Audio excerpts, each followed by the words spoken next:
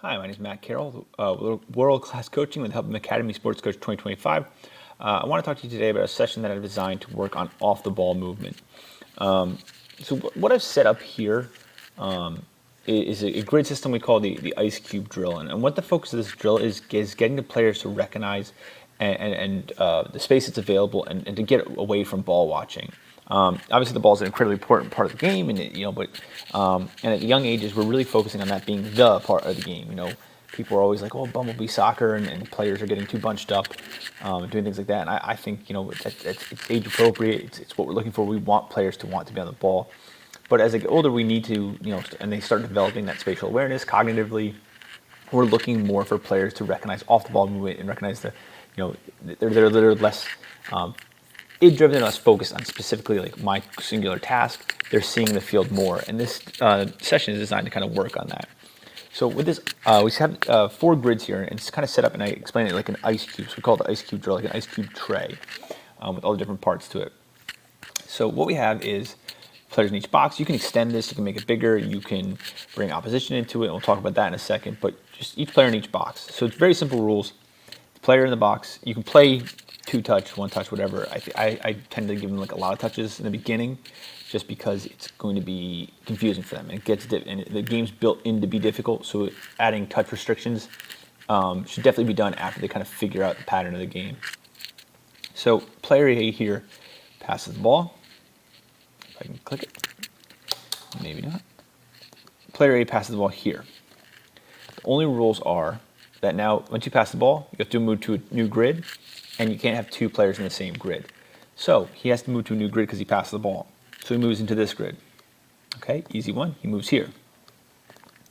Now this player passes back here. Now they need to move. So this player runs into this grid. This player runs in this grid. This player can run across. So what we'll see in this game is we're going to see a lot of off-the-ball movement. We're going to see initially players are going to pass the ball. Some of the issues you're going to be looking to kind of correct early on is going to be that they're going to pass the ball and they're going to stand there. They're not going to pass and move. They're going to wait for their pass. They're going to see what happens. You're going to have players that someone's going to run into their grid and they're watching the ball. They're waiting for a pass and they're standing there. And now you have 2 people in the grid. That's when you blow the whistle, you stop, and you correct it. So to be successful in this drill, you're going to need a lot of communication. You need players talking. You need players using verbal communication as well as physical communication, pointing to things, calling to each other, and just reading the game. One of the things I really harp on is scanning. Okay, turning their head from side to side, seeing the angles. If the player passing is, his foot is leading towards a direction, he's probably going to follow, or move in that direction. He's not going to stop and turn around. So recognizing that and kind of seeing where people are running, or you see, they say this player's on the edge here. They're clearly going to go into the next grid if they receive it. So knowing that you'll then replace for them and moving around like that. And just kind of being more aware of what's going on in the other 4 grids. You have to focus on the ball a little bit, but you have to focus on the 3 other grids and what's going on there and communicate with those grids. So it's just kind of a nice little warm-up activity. You'll find it's not super strenuous, but players will get fatigued because of the mental strain of having to think.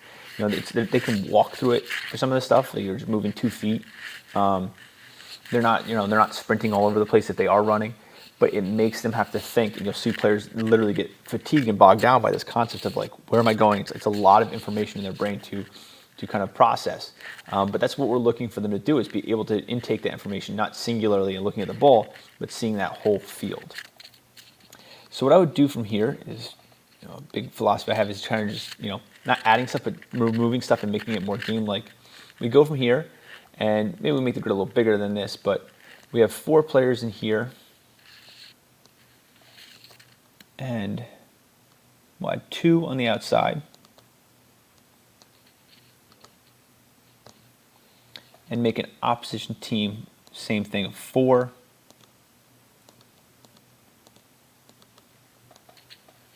On the outside. 4 on the inside, 2 on the outside. So what we're going to do is just play a simple game of 4v4 keepaway. So the grid, maybe it's as big as you need it to be. Maybe you extend it, make it a little bit bigger, whatever that may be. But then you have 4v4 with 2 players on the outside as your bumper players. Oh, so going back to the other grid, you can add a defender to kind of make it a little more difficult. But I find that really with that drill, it's going to be complicated enough. Now, if your players master it in 2 seconds, throw a defender in there and see what it looks like. Make it two-touch, but for the most part, it's going to be mentally fatiguing for them and challenging for them to even think about what they're doing. Even if they do find a good rhythm and a pattern, you're really going to, keeping it simple and just getting solidifying that communication is also great. If you use it every day and you're like, hey, this is just kind of our warm-up before you get in, maybe then you start adding stuff to it. But letting the players kind of gel and develop that spatial awareness is really important. So we move into this and we're taking some of those restrictions away into this side. So it's 4v4 keep away. We're having some kind of situation where they're getting points for every third or fifth pass or something along those lines. Or we're creating restrictions there to create competition. Now the rules in this game are you can only have 4 players on. So you have 2 players on the side that can kind of sit there. But let's say the ball's over here. Okay, they're kind of bunched here. It's really condensed. Now black is going to press. Okay, so what they can do is they can communicate and make decisions about the off-the-ball movement. So here, this player can move into the space in the grid, and we can find a line-breaking pass that connects to that player and keeps the play alive when they were under pressure. But to do that, we'd have to have 5 players in the pitch, and that's obviously against the rules. You can only have 4. So what we do is we have this player step off, this player steps on, it's still a 4v4, and we found open space. So we're really encouraging those off-the-ball runs. The grid should be a little bit on the shorter side, so there is opportunities for black to press and get numbers on the ball and really put them under. So you do find situations like this. So whatever you think should be an appropriate 4v4 grid, just tighten it up a little bit. And those players on the outside, okay, you'll kind of create the flavor of it and allow for the creativity. And you're looking for players to do that. Maybe you award bonus points for good movement. Maybe you award bonus points for a pass that comes to a player that just came on. You can kind of get creative with that, and just different ways of having players think about that. Think about the off the ball. Think about the player that's not on the pitch. And for defensively, you're working on this session's designed towards the offensive aspects of the game, but you're going to see defensively, like defending players then now have to be aware of the off the ball movement. Where the players, they're not the immediate danger players, but they can become dangerous as you go along. So again, you're focusing on offense, but say if you have like an assistant coach or something along those lines, you can have them trying to challenge the attacking players by making them more aware of the off the ball runs and make them think a little bit more defensively there. So we'll clear this off. We don't need any cones now. But what we'll set is, you can do this from like, sometimes I'll do like 18 across and then to half. You can just set up a box, whatever you need. But we'll play just 1, 2, 3, 4. Let's have 4 yellow players in. Just throw them on there.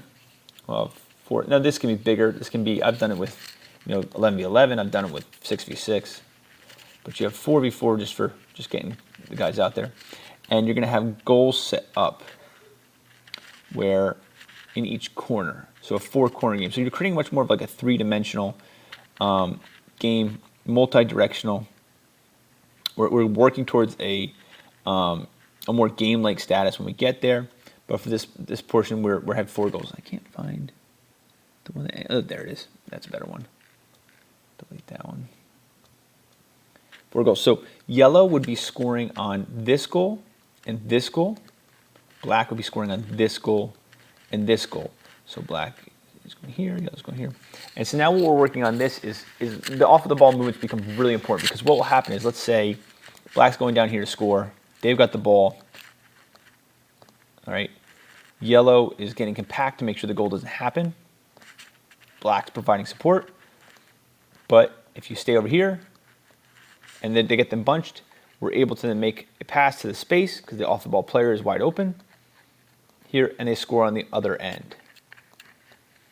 So it makes players have to be more aware of not just the single focus like defend the goal, but they're more having to scan the entire field, and they're turning their head, they're turning their hips, and they're looking for looking defensively. They're looking for attacking players to defend. Attacking wise, they're looking to draw and get a defense compact to one side, and then find the open space, just like we were in a game where we drive the ball to the left side and then switch through our 6, ping it out wide, and find a space on the outside.